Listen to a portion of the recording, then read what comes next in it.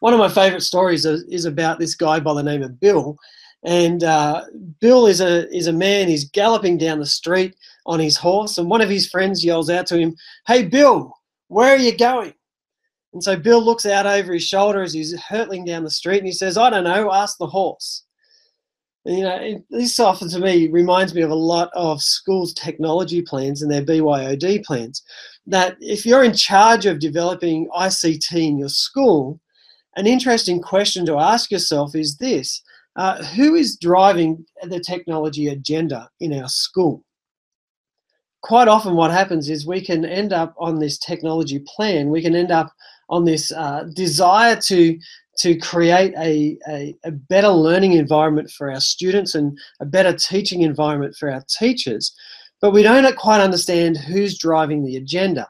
We know that we're hurtling towards some sort of a result. We know there's somewhere that we've got to get to, but we're not necessarily in control. Technology is kind of like the horse, and the horse is taking us, but we don't know exactly where we're going to end up. So I wanted to just take a moment to look at this concept of who's driving the agenda, the technology agenda in your school. Now, there's several agendas or several people that can run an agenda in our schools, and this is as we've been working a lot with schools over, especially the last year, we've been able to dig down into some of these agendas and then find out where they actually lead us. So one of the first places, or one of the first things that can drive a technology agenda is actually technology companies.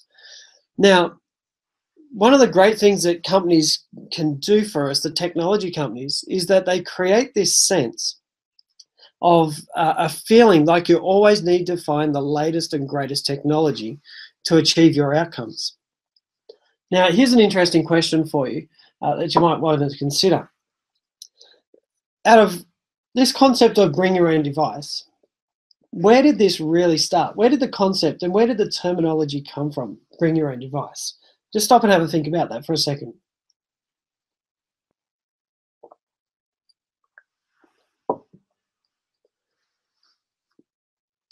Where did that come from?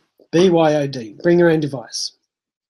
Do you know the whole concept of BYOD, or bring your own device, was actually developed by technology companies? Were you aware of that? Not just bring your own device in the business world, but bring your own device in technology. Now, I get to sit in on a lot of meetings at big technology companies, and generally the head will come in and they'll start to talk, and they all start with a similar story.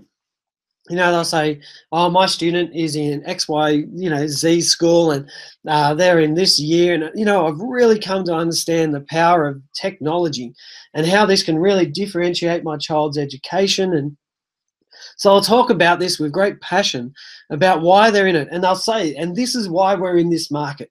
We're here to make a difference with the next generation. We're here to drive change in education, and we believe that we can deliver a far better education system by using technology." And then they'll go on to say, "Now our goal is this year to ship X amount of devices."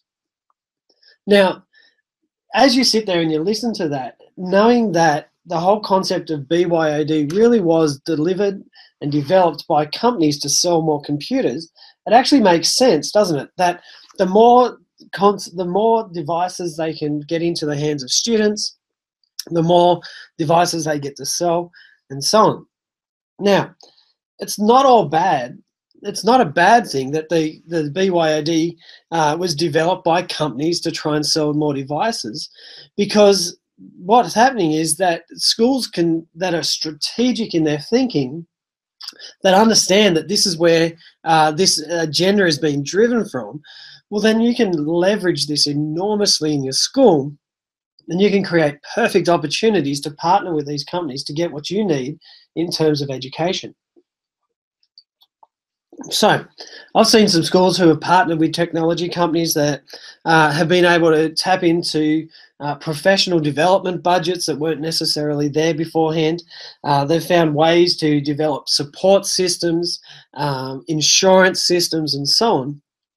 Because at the end of the day, the technology company wants to sell technology, and the school wants to enable the students to have technology, but technology that works.